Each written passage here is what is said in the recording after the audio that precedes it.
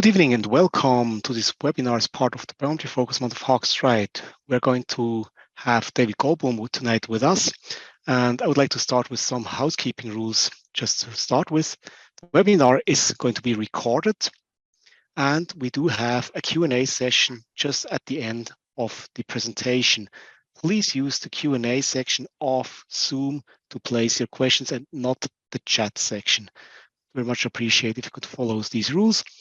We're going to hear more about congenital aniridia, more confidence in a complex case from David Goldblum. David Goldblum is a coordinator and oculoplastic specialist and works as the chief medical officer at Pathology Clinics, one of the Switzerland's largest network for eye care with more than 70 MDs. Further, he is a member of the faculty of University Basel, Switzerland. He attended medical school at the University of Basel and Zurich, Switzerland, and continued his training at the University Hospital in Bern, as well as the Mount Sinai Hospital in New York. In his clinical research, he focused on dry eye diseases, specifically in patients after allogenic stem cell transplantation, and GVHD. Furthermore, he's an osteodontokeratoplastesis surgeon and takes care of corneal blind patients that show completely dry eye after Stevens-Johnson, Liley, GVHD, severe burns, and aniridia. In these patients, regular corneal transplant or other prostheses are not feasible. So, David, I would like to hand over for you. Thank you very much for being with us tonight. Thank you. Thank you very much, Thomas, for the kind introduction and the kind words. I'll just start sharing my screen. I wanted to share with you an interesting case I had, and I wanted to give you an overview of aniridia. You can go to the next slide, please. The iris is actually something we, as intraocular surgeons, try to avoid heavily. We don't want to touch it. We don't want to get involved with it. We don't want to get it out of the eye. But sometimes we have to actually deal with it. And there are a few cases where we actually have to deal with the iris. The iris and the aniridia is divided in different ways of looking at. You can either distinguish between congenital or traumatic aniridia. And this is a case of traumatic aniridia in a patient with keratoconus who had penetrating keratoplasty and then a sport accident and lost, as you can see, the whole iris by doing so. He had emergency repenetrating keratoplasty, and later on I reconstructed his iris with artificial iris and the IOL as well. Next slide, please, Thomas. We can also distinguish between partial and complete aniridia. There you can see on the top left, this is another accident. It's a bar fight with broken glass, and as you can see, the lower lid has been injured as well and has been sewn. And on the image next to the larger image, you actually can see that this was a penetrating corneal perforation, and parts of the iris had been lost. So this is a partial aniridia, a traumatic partial aniridia. On the top right, you can actually see the complete traumatic aniridia. And on the lower images, on the lower left, the two images, you actually see a congenital case. It's a patient of mine, a young boy who was born, but it's a partial aniridia. You can actually see on the second image that there is a rim of blue iris on the side.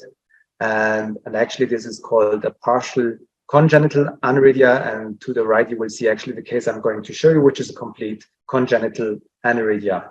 Next slide, please. So the question is this an aniridia? No, this is what is called, next slide, iridodialysis.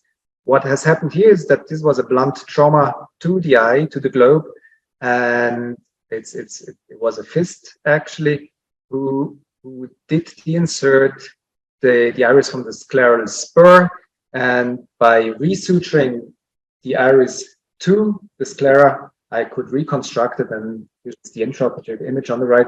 And I can tell you that at the end of the surgery, the pupil was centered and round again. So this is not actually an aniridia, but it's an iridodialysis where parts of the iris gets de-inserted, and you can actually reconstruct it. Next slide, please. So coming to congenital aniridias. Aniridia is a rare disease, a very rare disease. There has been studies in Denmark that about 1 in 40,000 live births come to this world with aniridia in Denmark, telling you that Denmark has about 5.8 million people, and there are about 60,000 babies born every year. So if you do your maths, there's 1 to 2 persons per year in Denmark being born with a congenital aniridia. There are no risk factors. It's a genetic disease. In 2/3 of the cases, one of the parents already has it. In 1/3 of the cases, it's a spontaneous mutation. It's usually a mutation in the PAX6 gene.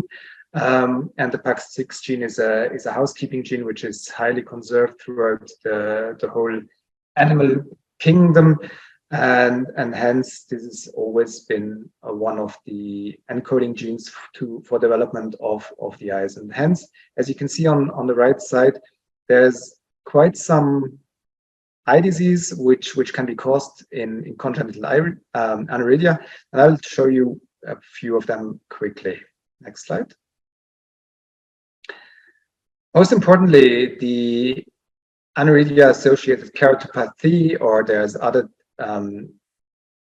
knowns for it, aniridia-related keratopathy or just keratopathy, is actually the most severe problem in congenital aniridia. It doesn't matter if it's a partial or complete aniridia. These patients will eventually develop some corneal disease. It's a stem cell disease. It's actually not so much understood why and how this is going to happen. On the right, you can see it's actually the images comes from a very nice review of Survey of Ophthalmology from 2021 by Lancet, and the palisade of fogs have different epithelial cells. They don't regenerate as well as in non-aniridic patients. There is MMP9 downregulation, which actually makes healing worse, and adhesion. The desmosomes are not properly built, all due to this PAX6 mutation. On the left, you can actually see the different states. There is a very mild grade 0, and then you will actually see that over time, with aging of these patients, the stem cells will, or the epithelial cells will deteriorate, which will end up eventually in a grade 3 or grade 4 with a complete loss of stem cells. Obviously, it's bilateral because it's a genetic disease, and hence you will end up in a corneal blind patient due to this aniridia-associated keratopathy. Next slide, please. This is a patient of mine above. Actually, it's the mother of the next patient I will show you then. And you can see that she has severe aniridia-associated keratopathy. On the lower side, you actually see a patient of mine with a keratoprosthesis. It's a osteodontokeratoprosthesis, which is mostly, in my hands, I think the best way to treat these patients. But there are other ways to regain vision. There's the Boston type 1. On this overview or review, they have still the alpha core, which is not available anymore. There are other prostheses which you might try, and there is the possibility of penetrating keratoplasty, which usually will not last for very long. So most probably in these patients, you will need some sort of prosthesis that they will regain vision. Next slide. Another problem in aniridia is aniridic glaucoma. Again, something which is not quite understood. If you look at the histology in these patients, they have some little remnants probably still in the angle.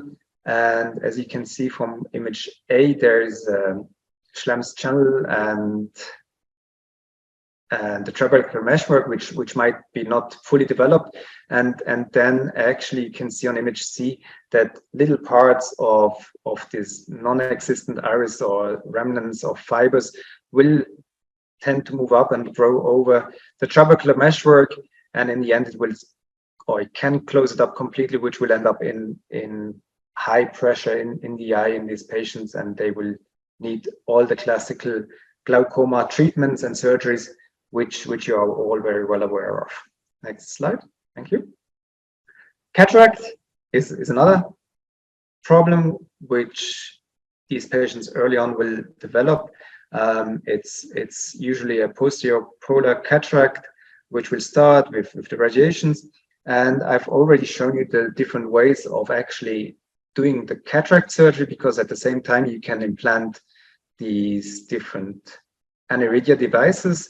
On the top, you see the human optics. On the right top, there's a Russian device, which I have never tried. It's been distributed by Optic, but I just looked it up last night. They're not allowed to distribute it anymore because it's developed in Russia and produced. And at the moment, due to the war, they have stopped distributing it. So I have I never used it. On the lower images, these are probably historical images. I use these devices. These are the Morcher types, aniridia segments, and the aniridia IOL, that's the sulcus fixated IOL on the right, which I have used before the human optics artificial iris was available. Next slide. Another thing in congenital aniridia, in these patients, they develop, or they are born with foveal hypoplasia, which is very often a reason why they don't have a very good vision already from the beginning, and will develop an nystagmus as well. Optic nerve hypoplasia is something which is commonly found as well in congenital aniridic patient. It's actually quite difficult to photograph due to the nystagmus they often have, and I had to borrow this image since I wasn't able to, or never been able to actually take an image of a foveal hypoplasia or optic nerve hypoplasia in one of my patients. Next image, please. Next slide. In syndromes, there is the Vega syndromes, which is associated with Wilms tumor, the aniridia, then the genital urinary abnormalities and mental retardation. It's commonly known for the pediatrician that if a child with aniridia is born, that they will check the kidneys and look for other abnormalities in the genital urinary system. So you always have to rule out Varget syndrome in an aniridic child. The other syndromes I don't want to go into, just for completeness I have put them in. And again, there's a really comprehensive review, a very nice by Lancet and Survey of Ophthalmology, which you can look up. I would like to show you my case. This is one of the families I have been following and treating. And this woman, 1981 born, came to see me again with her bilateral congenital aniridia, and she already had this aniridia associated keratopathy. I knew her mom, and she came actually because her vision deteriorated from 0.3 to 0.1 in both eyes. She had a cataract, as you can see on the image on the right, with the polar cataract in the back behind the reflection of the slit lamp. And yeah, actually I can also see the droplets of the aniridia associated keratopathy. Nystagmus, ocular hypertension was already there. She has a ptosis in both sides. She was very hyperopic and had foveal hypoplasia as well. You actually can see, or you could see, that we actually did the genetics and we found the mutation in the PAX6. So this is a classical PAX6 associated aniridia in this patient. Here are the Eyestar images, and that's the beauty of it. As you can see, these corneas are very flat. what you also can see, the right eye and the left eye, these are short eyes. It's a 22.11 millimeter eye on the right side with K readings from 39 to 41. So quite a flat cornea, quite a short eye. And if you look at the anterior chamber depth, which is 2.24 millimeters, that's including the 600 micron thick cornea. So you can actually see already on the OCT image in the center that this is quite a shallow anterior chamber. In one image, this has been taken with the Eyestar in a regular manner. You actually see very quickly what is happening in this eye and what's going to be the surgery in all the difficulties, what's coming up. Next slide. This was done in the cataract suite. There is another software which is called the AC suite. And on the image below, you actually can see the difference to above. In the cataract suite, you have a more narrow but more sophisticated measure way. In the AC suite, you can actually go up to 18 millimeters, I think, of diameter with the imaging. And as you can see, we have here the sclera, the cornea, the whole anterior chamber, the whole lens in one image. Obviously, you've never seen the whole lens because usually the iris blocks the OCT laser, but here you actually can see the whole lens. And that was the thing which brought me to the idea. The next image, please. First, there's the biometry. With all these measures, we had to decide. I wanted to do cataract surgery.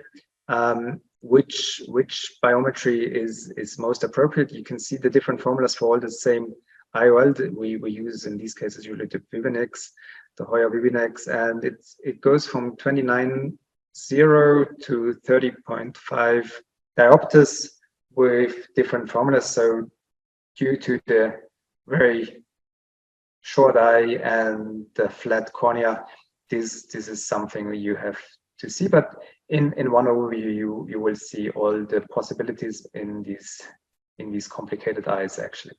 Next slide, please. So the question was, how do I proceed? I usually proceed, next slide, please, by doing a combined surgery, doing the cataract surgery, phaco, put an IOL, and in these cases, I like to put in the artificial iris in the capsular bag, not to put it in the sulcus, since we have seen that aniridic glaucoma is an issue and you never know exactly where the sulcus is or how it is developed.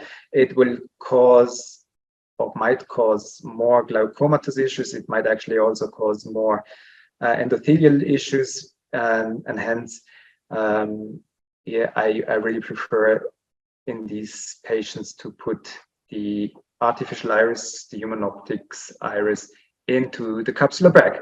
And as you can see from the leaflet, from the brochure of the company, it says that the lens is approximately 10 millimeter in diameter, though can vary from patient to patient.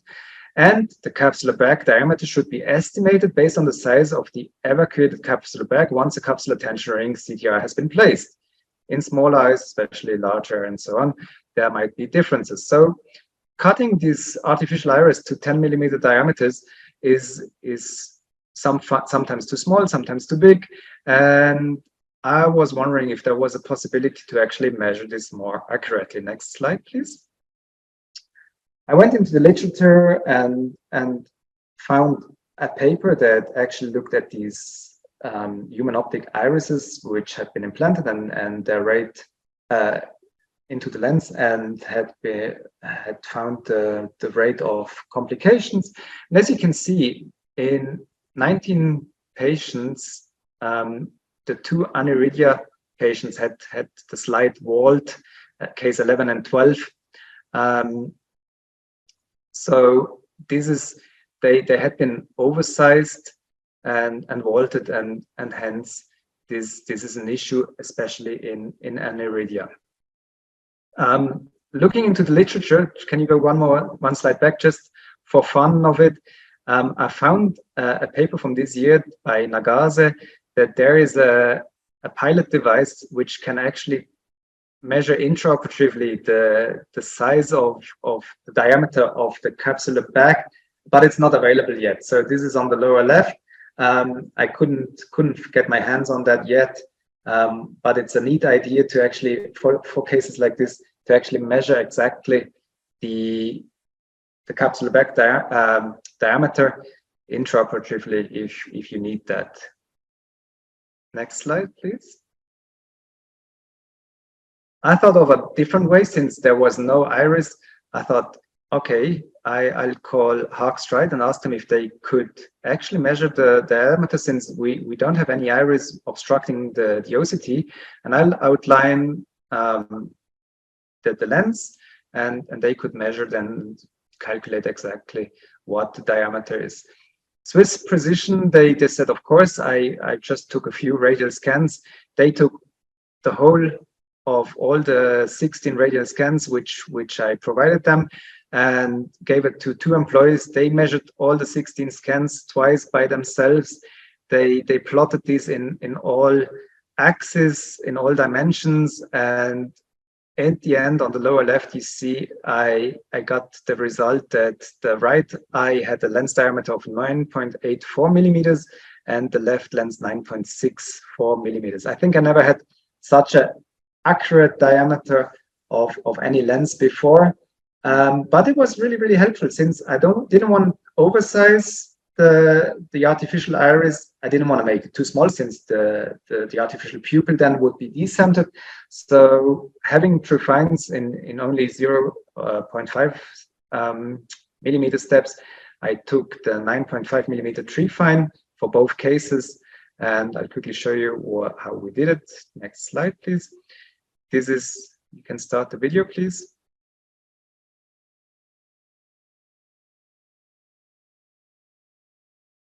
Oh, I see the video didn't make it through to you. No, doesn't look like. Okay, so I'm sorry. You have to believe me. This is the cataract, as you can see, with the polar cataract, and we implanted the capsular tension ring, then the IOL, and then the artificial iris, and it all went very uneventful. And I'm very sorry for the technical issue, but this is what's happening. On the next slide, you actually can see a link to the video which I have posted already on YouTube before. Go forward, please. So I thought this might happen. So here you have this link. How did we end up in this patient? You actually can see it was a hyperopic patient, as you know, with 22.11 millimeters, hyperopia, vision of 0.1660, implanted a plus 30 diopter Vivinex in the right eye, and actually ended up with spherical equivalent of about plus a half diopter, vision back to her full vision, which she had always had before, with 0.3. Patient very happy. What you actually can see in this patient is that since I did implant the artificial iris in the back, there's a little darker rim on the temporal side. This is due to the zonules on this side exactly, or if you go on the next image. Obviously, I did the same surgery in both eyes. I did also bilateral ptosis surgery, brought up the eyelids as well. And here you can see that this is the drawback by implanting the artificial into the bag, which will not fill out the whole eye to the scleral spur in the end. But that's something you actually have to tell the patient, and in these cases to take care of not putting them into the risk of glaucoma and endothelial damage. It's worth, and it actually doesn't disturb her at all. So to conclude, coming to the next slide, please. I was very, very happy, first of all, with the Eyestar. It gave me all the versatility I needed in such a complicated case, and not the patient, but the case, I had very reliable results.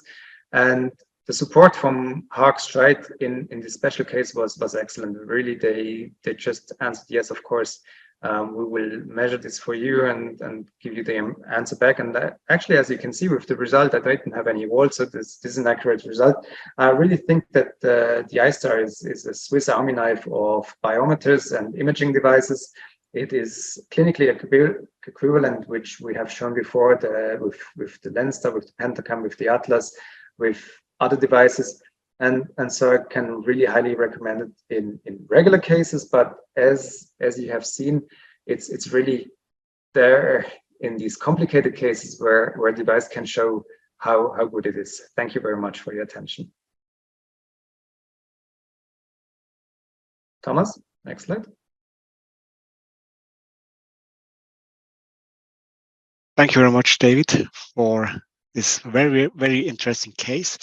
Let's have a quick look at the Q&A section, what we have there. One question that came in is, before you had the Eyestar, how did you do your sizing of the implant? Just by looking at it and actually trying to guesstimate. I usually cut 10 or 9.5 or 9.75 millimeters or whatever. In these larger ones, we don't have 7.5 steps usually sometimes. I never had the chance to actually measure it properly. So it's been always a guesstimate. This is the first time I was able to actually really get an accurate number and be sure actually that the size of the implant is going to be right. And actually, I did, if ever what it has happened to me, that I oversized or undersized it before. So if you undersize it, as I told you, the implant will fall in the back, in the larger back, and you have a little decentered pupil or artificial pupil. And if you oversize it, then you have a vaulting, which is not good, and especially in a shallow eye like this, this can cause trouble as well. Thank you very much. The second question, for the use of the Eyestar, how does your workflow looks like in the clinics? Do you do your biometry yourself or do you delegate them? The biometry is delegated. The workflow is that usually I or residents see the patients, they schedule them for the cataract surgery and for the biometry, and then the surgeons will see the patients after they had their biometries, and we usually do also topography. We do quite some premium IOLs. It depends on the patients. If we do retinal OCTs as well, so it's all delegated, and we never do it ourselves. Thank you very much. Well, I wait if there might be one or two more questions. Let's see. Right now, that's what we had.